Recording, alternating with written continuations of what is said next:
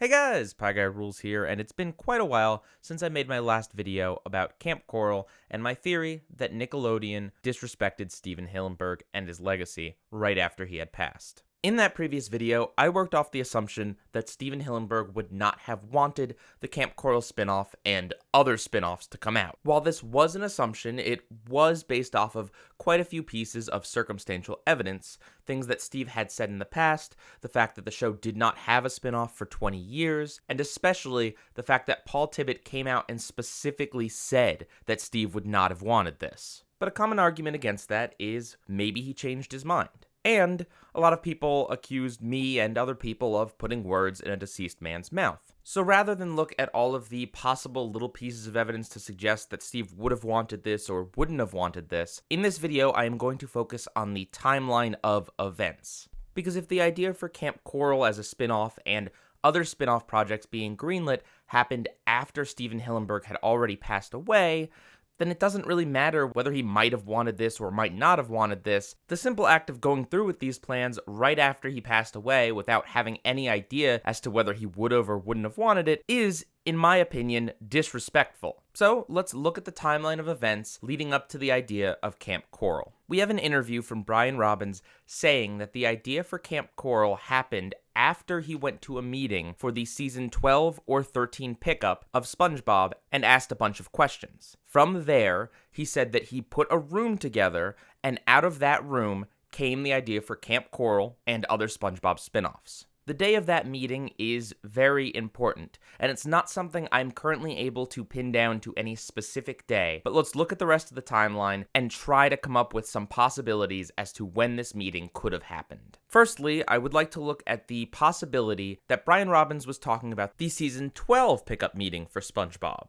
Even though Brian Robbins was not the president of Nickelodeon before October of 2018, he did previously work as the president of the Paramount Players, which was, as of 2017, a brand new division whose mission statement was to work closely with other Viacom brands like Nickelodeon to generate projects. They're partially responsible for that Dora the Explorer movie. The fact that they're supposed to be working closely with brands, and we know the SpongeBob third movie was still very much in development in early 2017, does give Brian Robbins a reason to possibly be at the season 12 pickup meeting for SpongeBob. That means that the idea for the spin-off of Kamp Koral, as well as the other spin-offs, very likely happened well in advance of Steven Hillenburg's death. Over a year and a half, in fact. Plenty of time for Steve to speak up as to whether he would want this or not. And that sounds very plausible, right? Under this scenario, Kamp Koral the movie idea and Kamp Koral the show were both in development at the same time, and that makes a lot of sense too. But here's the problem. Season 12 was announced in May, meaning that the meeting to decide whether or not it would get picked up and how many episodes it would get definitely happened before May, and the Paramount Players were announced in June. Everything I could find online says that they were announced in June. And I could find absolutely nothing to say the Paramount Players had anything to do with the third SpongeBob movie. They were not a part of every project that Paramount put out, only very specific ones. And although the third SpongeBob movie definitely fits in line with the working closely with brands mantra, it doesn't mean that Paramount Players had anything to do with the SpongeBob movie or SpongeBob as a series. But this is still technically possible. Brian Robbins left Awesomeness TV in February, meaning that if the Paramount Players were put together in secrecy in March, then Brian Robbins certainly could have been at a season 12 pickup meeting on his second or third day, like he claims. So while this is a possibility, and one that I was pretty sure was the actual answer until I researched it more, for it to be true, it would mean that Brian Robbins in this interview is specifically referring to his time with a Viacom brand, not his time as president of Nick. It would also mean the Paramount Players, and Brian Robbins being the president of Paramount Players, would have had to have been a thing for a few months before it was actually announced to be a thing. It also means that even though there's no evidence of it anywhere on the internet that I could find, Paramount Players had to have been involved in the third SpongeBob movie. So much so that they would allow the brand new head of this brand new division to sit in on this very important meeting about Nickelodeon's most important show and allow him to ask really bold questions and then put a room together to come up with ideas for the future of the show. I simply don't think all of this is likely, but I wanted to present it because it is technically possible, and if we did find out some clarification on if Brian Robbins meant his time at Paramount Players, or if we found out that Paramount Players had an involvement with a third SpongeBob movie, these would be things that would definitely point towards this being the reality. It's far more likely that Brian Robbins was referring to the season 13 meeting that probably happened around when he became the president of Nickelodeon. So now let's look at the series of events from when Brian Robbins became president of Nickelodeon all the way up until Kamp Koral officially began production. So, Brian Robbins was announced as the president of Nickelodeon on October 1st, 2018. Sima stepped down in June, but Sarah Levy served as an interim head. It is incredibly unlikely that Brian Robbins was actually working for Nickelodeon any time before October 1st. According to this interview, Brian Robbins states that on his second or third day as Nick president, sometime early in October 2018, he sat in on a pickup meeting discussing the 13th season of SpongeBob. He said he asked a lot of questions and began to wonder how he could further expand the SpongeBob universe. He then states that he got together a boardroom of people to come up with several spin-off ideas to expand SpongeBob. So I'll come back to this later after we've discussed the rest of the timeline. Kamp Koral, spelled with 2 C's, from the third SpongeBob movie, was announced in October of 2018, so naturally the decision to include that must have happened before then.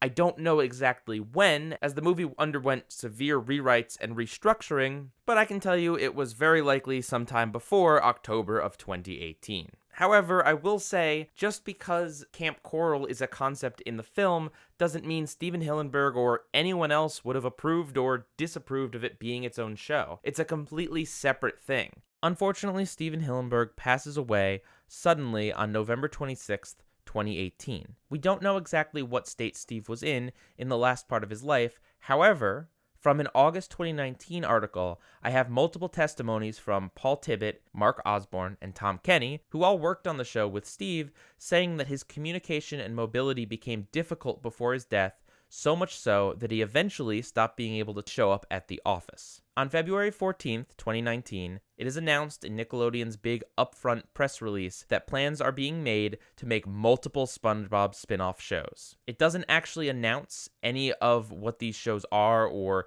even basic premises or anything, it just says there are multiple SpongeBob spin-offs in the works. And then, on June 4th, 2019, it's officially announced that Kamp Koral has been greenlit, and that production officially began in June. On the very same day that Kamp Koral was announced, Paul Tibbitt comes out with his now infamous tweet. "I do not mean any disrespect to my colleagues who are working on this show. They are good people and talented artists. But this is some greedy, lazy executiving right here, and they all know full well Steve would have hated this. Shame on them." A few days later, Vincent Whaler, current showrunner of SpongeBob, replies to Paul's tweet and says, "Well, he liked what we were doing. He specifically put us in charge of his show, so master his and watch to see what we do with it, rather than dismissing it outright sight unseen." Someone says that Steven Hillenburg put him in charge of SpongeBob and not any other SpongeBob property, and Vincent Whaler says, "You, sir, are wrong and ill-informed," and then goes on to say, "Steve was never shy about anything he did not like. If he did not like something, he'd let you know. I'm not going to argue with strangers or folks who had not worked with us for years about what they think they know. Steve liked what we were laying down." So Whaler and Tibbitt are both people who were showrunners on SpongeBob at various points. They both presumably had a close relationship with Steve, and they both disagree on this. And in August of 2019, ignore what this article's date says at the top. It is incorrect. It mentions Steve's passing, so it was not in 2018. And if you look at the URL, it says 2019. This article comes out and has a lot of statements about Steven Hillenburg, his passing, and the state of SpongeBob. It's the article where various people who worked on the show describe his condition as worsening. It's also the article that claims that Steven Hillenburg was eventually unable to come into the office. And lastly, it has Paul Tibbitt reiterate what he said on Twitter, this time specifically quoting Steven Hillenburg. He says, "In the animation business, there always used to be this sort of joke. When you run out of ideas, you just do Muppet babies. Steve would always say to me, You know, one of these days they're going to want to make SpongeBob babies. That's when I'm out of here. So going back to that crucial interview with Brian Robbins, he was specifically asked how Kamp Koral came about, and this is what he had to say. It came out of the room he put together. Perhaps he means literally, as in that first meeting they came up with Kamp Koral, or, more likely, he means that the initial decision to do more spin-offs led to other meetings where they did eventually come up with Kamp Koral. If you compare it with the next question, how did the Casagrandes come about, he specifically mentions that was something in production before he got there, which proves that Kamp Koral and the other spin-offs were not pitched anytime prior to this. There is no way Stephen Hillenburg could have known about it before October of 2018, because the idea didn't exist before Brian Robbins entered Nickelodeon. And let's circle back on that meeting, because this is really important. This is ultimately the crux of the issue. I can't say whether Steve would have approved of Kamp Koral or other spin-offs. I genuinely can't, and I have no interest in putting words in his mouth. But what I can do is look at the timeline of events and say, if Stephen Hillenburg even had a chance to have any reaction to this, it would have been within the last 2 months of his life, a time when he wasn't particularly well. That's the best case scenario. The worst case scenario is that this meeting might have happened after he passed away. Kamp Koral began production in June. Everything before that was pre-production and development. We can go ahead and assume that this meeting happened before February because that's when they announced that they had spin-offs in the works. We have a 4-month window of when this meeting, the original first meeting to discuss SpongeBob spin-off projects, could have possibly taken place. And it's basically a 50-50 shot as to whether it happened before or after Hillenburg's death. The way Brian Robbins says, put a room together, does not actually suggest who was in that room at all. It could have been a bunch of executives, or it could have been the creative team behind SpongeBob, with or without Stephen Hillenburg. If we could ever get any details as to who was actually at these meetings and when they occurred, that would basically be the answer as to whether Stephen Hillenburg knew about Kamp Koral and the other spin-off properties. Legally, Nickelodeon can do whatever they want with SpongeBob. Everyone is aware of this. But what is being suggested here is the possibility that Stephen Hillenburg was left out of this process, or that his wishes were completely ignored, or that this might have all happened after he died, is morally unsettling. It is disgusting. It is putting greed and profits above what an artist actually wants or cares about. And of course the company exists to make money, but there's such a thing as human decency. Again, I'm not saying this 100% happened, just to make sure everyone else is on the same page about what I believe the issue actually is here. What I can say with 100% certainty is that Brian Robbins came in with this game plan. He very much wanted to make major changes to SpongeBob that include pushing the brand further than it's ever gone before. He wants SpongeBob to be Nickelodeon's Marvel Cinematic Universe. And the idea that he got a bunch of people together to come up with multiple SpongeBob spin-off ideas just doesn't really sit right with me. It doesn't seem like an organic way to come up with a genuinely good show. It feels like the most creatively bankrupt way to make more money. It's exactly as Paul Tibbett said. And finally, I just want to point out a few things. I've seen people spreading around the screenshot from the leaked Kamp Koral short that credits Stephen Hillenburg as creating the show. As I explained, Stephen would have only been alive for the very, very beginning planning of Kamp Koral, potentially. That doesn't mean it wasn't his idea, because it certainly could have been, but the created by credit could simply mean that it's based on characters created by Stephen Hillenburg. In fact, if you look at another Nickelodeon spin-off, Dan Schneider gets a credit on Danger Force, even though he had nothing to do with it and only created the original characters that appeared in Henry Danger and reappeared in Danger Force. Also, the script coordinator came out and said that Steve absolutely knew about Kamp Koral, and then later backtracked by saying that he stretched the truth because of harassment. And while I in no way approve of anyone ever harassing anyone who works on a TV show, or really just anyone in general, it is not okay to lie, especially about something that already has a lot of misinformation being spread about it. I've also seen people discrediting Stephen Hillenburg saying that he didn't want any SpongeBob spin-offs because his exact wording is that he couldn't see a spin-off without SpongeBob. And You know what? That's completely fair. This is an interview from a long time ago, and his wording does suggest that maybe he would be okay with a spin-off starring SpongeBob. I will admit that I was wrong on that point. So yeah,